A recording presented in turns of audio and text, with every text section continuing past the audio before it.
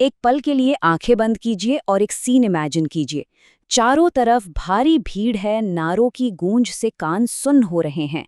इस शोर शराबे के बीच एक राजनीतिक उम्मीदवार पूरे आत्मविश्वास के साथ बैठा है।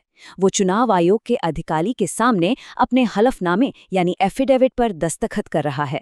उस कागज पर हत्या या अपहरण जैसे गंभीर आपराधिक आरोप दर्ज हैं, लेकिन बाहर खड़ी भीड़ को इससे कोई फर्क नहीं पड़ता। वो पूरी ताकत से उसके जयकारे लगा रही है। अब आंखें खोल लीजिए। ये कोई वेब सीरीज या फिल्म का सीन नहीं है, ये कड़वी सच्चाई है। आज 29 अप्रैल 2026 है, सुबह के ठीक 10 बज रहे हैं। हाल ही में एसोसिएशन फॉर डेमोक्रेटिक रिफॉर्म्स यानी एडीआर का 2024 का एक ऐसा चौंकाने वाला डेटा सामने आया है जिसने हम सबको सोचने पर मजबूर कर दिया है।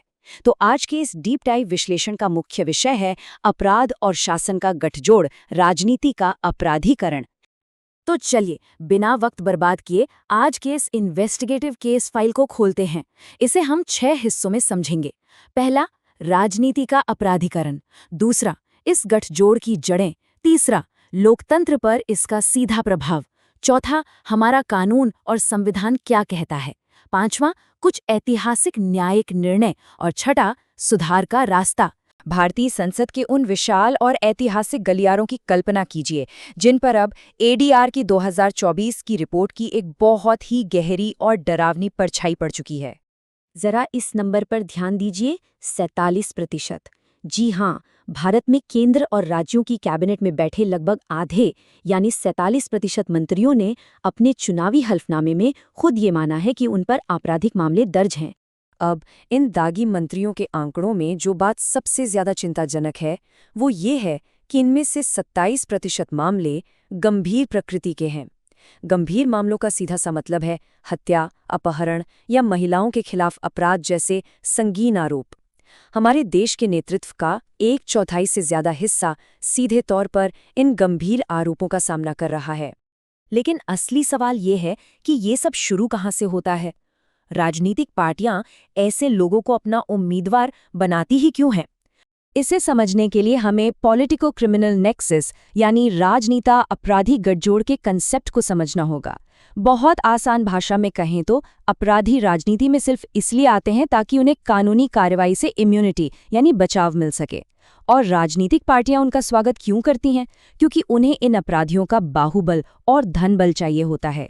ये दोनों मिलकर एक पारस्परिक लाभ का दुष्चक्र बनाते हैं। तुम मुझे पार दो, मैं तुम्हें प्रोटेक्शन दूंगा, बिल्कुल इसी तर्ज पर। इस ऐतिहासिक रिपोर्ट ने पहली बार आधिकारिक स्तर पर भारत के प्रशासनिक और राजनीतिक ढांचे में मौजूद राजनेताओं, अपराधियों और नौकरशाहों के इस नेक्सस को दुनिया के सामने बेनकाब किया था।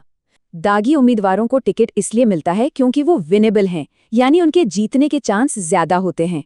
आपराधिक छवि वाले उम्मीदवारों के चुनाव जीतने की दर 15% है, जबकि बेदाग और साफ छवि वाले उम्मीदवारों की दर सिर्फ 4.4% है। इसके पीछे 3 बहुत बड़े कारण काम कर रहे हैं।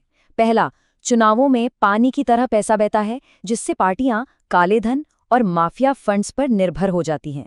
दूसरा, हमारी न्याय प्रणाली की धीमी रफ्तार। केस सालों चलते हैं और 2009 के बाद से दागी सांसदों की संख्या में 55% का भारी उछाल। और तीसरा कारण है पहचान की राजनीति। चुनाव अक्सर उम्मीदवार के आपराधिक रिकॉर्ड पर नहीं, बल्कि उसकी जाति या धर्म के आधार पर वोट देकर जिताए जाते हैं। अब इस विश्लेषण के सबसे गंभीर हिस्से पर आते हैं। इस पूरे गठजोड़ का देश की लोकतांत्रिक नींव पर असर क्या पड़ रहा है, इसके परिणाम क्या हैं? इस एक लाइन पर गौर कीजिए, कानून तोड़ने वाले ही अपने फायदे के लिए कानून बना रहे हैं। जब संसद और विधानसभाओं की कुर्सियों पर ऐसे लोग बैठेंगे तो जाहिर सी बात है कि सिस्टम से हमारा और आपका भरोसा उठेगा ही उठेगा। इसका सीधा असर हमारे वोटिंग राइट्स पर पड़ता है। ये आपराधिक पृष्ठभूमि वाले लोग अपने बाहुबल के दम पर फेयर इलेक्शन का गला घोंट देते हैं। एक आम वोटर के पास से अच्छे और ईमानदार नेता को चुनने का विकल्प ही खत्म कर दिया जाता है, जिससे हर तरफ एक संगठित भ्रष्टाचार फैलने लगता है। चलिए कुछ कानूनी साक्ष्यों की तरफ बढ़ते हैं और देखते हैं कि हमारा कानून और संविधान इस बीमारी से लड़ने के लिए क्या प्रावधान देता है। यहाँ हमें representation of the people act यानी जन प्रतिनिधित्व अधिनियम 1951 की दो धाराओं के बीच का विरोधाभास समझना होगा। धारा 8 तो बहुत सख्त है। ये कहती है कि अगर 2 साल या उससे ज्यादा की सजा हुई तो आप चुनाव लड़ने के अयोग्य हैं। लेकिन फिर आती है धारा 11, जो एक बहुत बड़ा लूप होल है। ये चुनाव आयोग को पावर देती है कि वो इस अयोग्यता की अवधि को कम कर सके। सितंबर 2019 में प्रेम सिंह तमांग का मामला इसी लूप होल का एक परफेक्ट उदाहरण है, जहां उनकी अयोग्यता अवधि घटा दी गई थी। 130वां संविधान संशोधन विधेयक, इसमें प्रस्ताव है कि अगर किसी मंत्री को 5 साल या उससे अधिक सजा वाले अपराध के लिए 30 दिनों तक लगातार हिरासत में रखा जाता है तो उसकी कुर्सी छिन जानी चाहिए। ये हमारी कैबिनेट को बेदाग बनाने की एक बेहद साहसिक कोशिश है। अब जरा सुप्रीम कोर्ट की फाइलों के पन्ने पलटते हैं। ये लीगल टाइमलाइन बहुत दिलचस्प है। सबसे पहले 2002 का यूनियन ऑफ इंडिया बनाम एडीआर मामला, जहां सुप्रीम कोर्ट ने साफ कर दिया कि उम्मीदवारों को अपने आपराधिक रिकॉर्ड बताने ही होंगे। फिर 2013 का वो मशहूर लिली थॉमस मामला, जिसने राजनीति में भूचाल ला दिया। इसमें तय हुआ कि 2 साल या उससे ज्यादा सजा पाने वाले सांसद या विधायक तुरंत अयोग्य हो जाएंगे। और फिर 2019 का पब्लिक इंटरेस्ट फाउंडेशन मामला, जिसने राजनीतिक दलों को मजबूर कर दिया कि वो अपने उम्मीदवारों का क्रिमिनल रिकॉर्ड अखबारों और इंटरनेट पर जनता के सामने सार्वजनिक करे। तो अब इस कहानी का अंतिम फैसला क्या है? आखिर इसमें सुधार का रास्ता कहां से होकर गुजरता है? 2014 की 244वीं लॉ कमीशन रिपोर्ट यानी विधि आयोग की रिपोर्ट कहती है कि झूठे हलफनामे देने पर कड़ी से कड़ी सजा होनी चाहिए। मामलों को जल्दी निपटाने के लिए हाई कोर्ट्स में डेडिकेटेड इलेक्शन बेंचेस बननी चाहिए। जो धारा 11 वाला लूपहोल हमने अभी देखा, उसकी तुरंत समीक्षा होनी चाहिए। और सबसे जरूरी बात, राजनीतिक दलों को राइट टू इंफॉर्मेशन एक्ट यानी RTI 2005 के दायरे में लाया जाना चाहिए, ताकि सिस्टम में पूरी ट्रांसपेरेंसी आ सके। तो आज की इस केस फाइल को हम यहीं क्लोज करते हैं, लेकिन जाते जाते एक बहुत ही चुभता हुआ सवाल छोड़कर जा रहे हैं। जरा सोचिए, अगर कानून तोड़ने वाले ही इस देश के कानून निर्माता बने रहेंगे तो वास्तव में इस देश के कानून की रक्षा कौन करेगा? ये कोई मामूली सवाल नहीं है।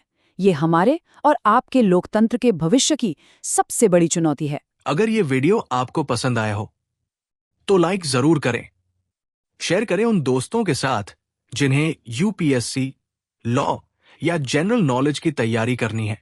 और हाँ, सब्सक्राइब करें। आप अपने सुझाव या सवाल नीचे कमेंट में लिख सकते हैं। UPSC एंड कॉम्पिटिटिव एग्जाम की गाइडेंस या मेंटरशिप के लिए संपर्क करें। Our contact information is given in description. धन्यवाद। मैं हूं कृणाल ठाकुर। मिलते हैं अगले भाग में। जय हिंद।